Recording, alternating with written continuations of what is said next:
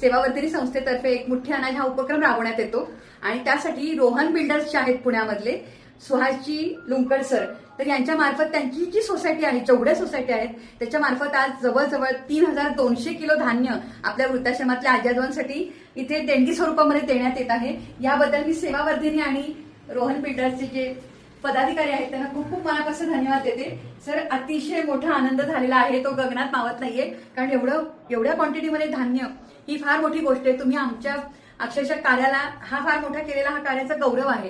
सेवावर्धिनीचं हे जे कार्य आहे आभाळ एवढं मोठं, ते अजून द्विगुणित होणार आहे ही तर नक्कीच। तर मी मनापासून धन्यवाद देते आणि खूप खूप शुभेच्छा देते। समस्त किनारा परिवारातर्फे, सगळ्या आजी आजोबांतर्फे आशीर्वाद देते। धन्यवाद सर।